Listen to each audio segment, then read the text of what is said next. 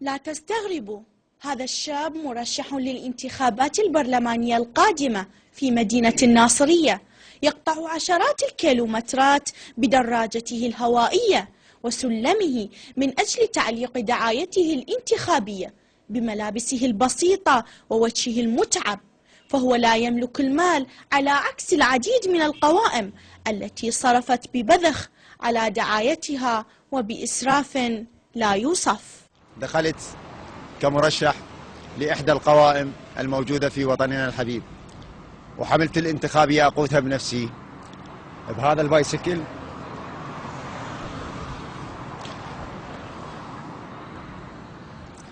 راح تبقى على هذا التواضع؟ يعني اللي ينتخبك يجي يدق الباب عليك؟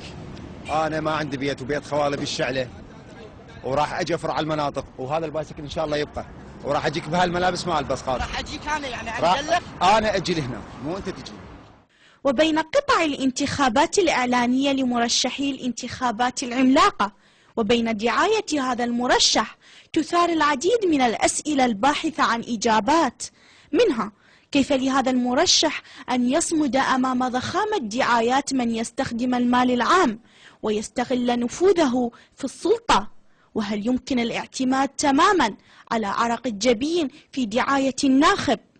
وهل يمكن أن يقف بقوة مبلغ $500,000 دينار عراقي أمام ملايين الدولارات لمرشحي القوائم الثمينة؟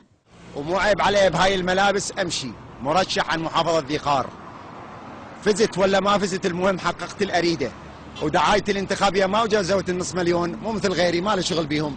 محمد رجل بسيط، هو يعني إنسان بسيط، حتى يعني معاناته يشتغل بالباسكل يعلق مالته هذا الدراجة الهوائية وما عنده إمكانية.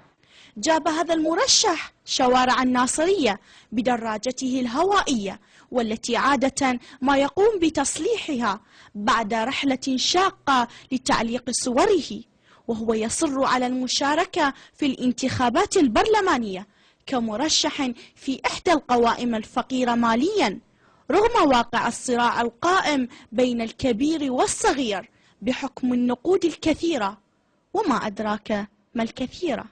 لقناة الفيحاء، مروى الشمري، الناصرية.